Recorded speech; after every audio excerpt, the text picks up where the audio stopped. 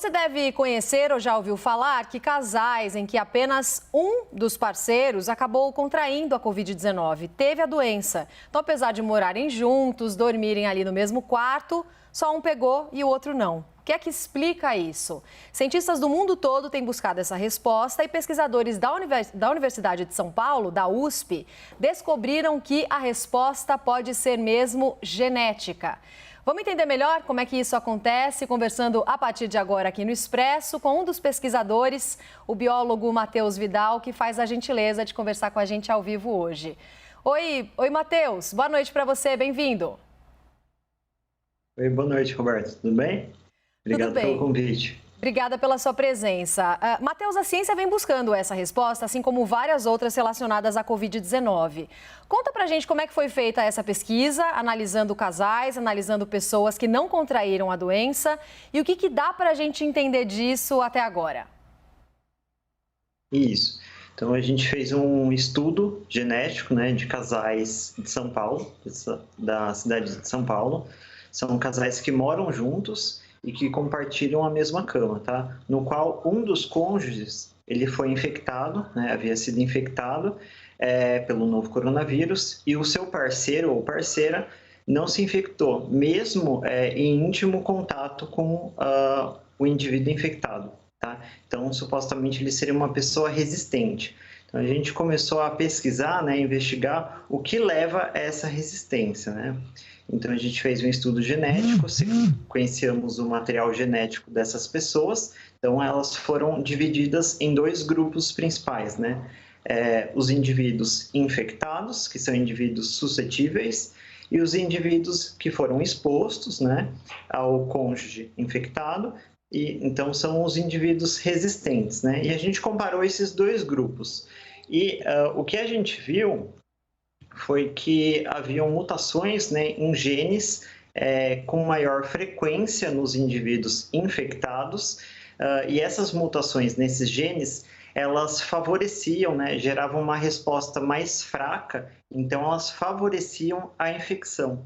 E em paralelo, né, em contrapartida, no grupo dos resistentes, das pessoas que foram expostas, né, e não adquiriram a Covid, nós percebemos mutações, né, em genes que deixavam o sistema imune mais forte, tá? Então, de certo modo, protegia, né, a pessoa da infecção. Mas aí, Matheus, dá para a gente dizer que isso explicaria o motivo de algumas pessoas não contraírem o vírus, apesar de entrarem em contato, mas aí não o motivo pelo qual muitas pessoas têm casos mais graves e outros não. Não tem relação as duas coisas. Genética é um dos pilares, né, da progressão da Covid, tá?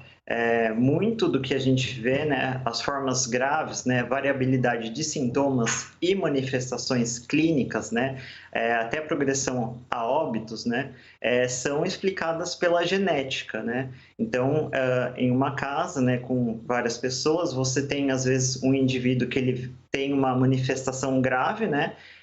Seu companheiro tem uma manifestação assintomática, e essa discrepância, né, essa diferença, ela se dá pela genética, né? É claro que a genética é um dos componentes, né, que fazem essa diferença. Sim. E a partir dessas evidências encontradas no estudo, o que pode mudar em relação ao tratamento da doença ou em relação a como a gente lida com a Covid-19, já que ela estará entre nós por um bom tempo ainda, né, Matheus? Isso.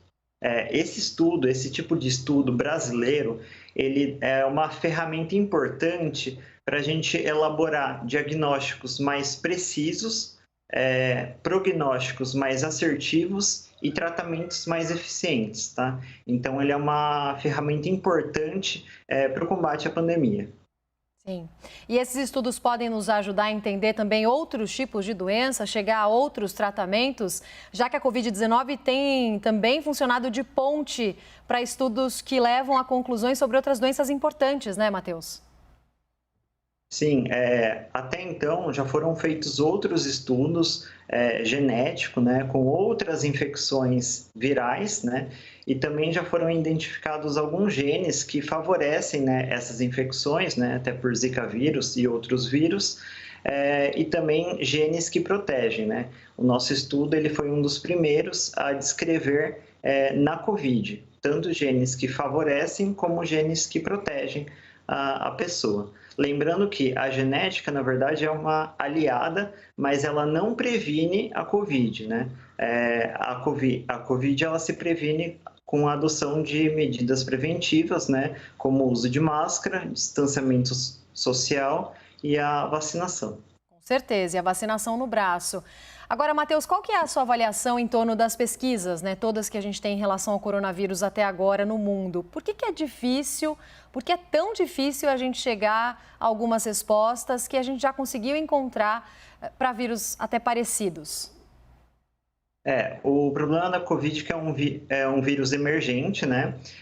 Nossos esforços eles estão sendo centrados, né, no combate à pandemia, só que tem muitas questões, né? Além da genética, até de comportamento, o nosso estudo, um dos estudos feitos pelo nosso grupo de pesquisa, também mostrou que os homens eles transmitem mais o vírus do que as mulheres. Então, tem a questão também de transmissão, tem a questão comportamental, né, do manuseio da pandemia, as práticas, né, de prevenção. Então, é um conjunto de fatores que possibilitam também, né, o aparecimento de novas variantes e o cenário ele vai se modificando. Então, a ciência ela tenta acompanhar essa variação que o vírus está percorrendo.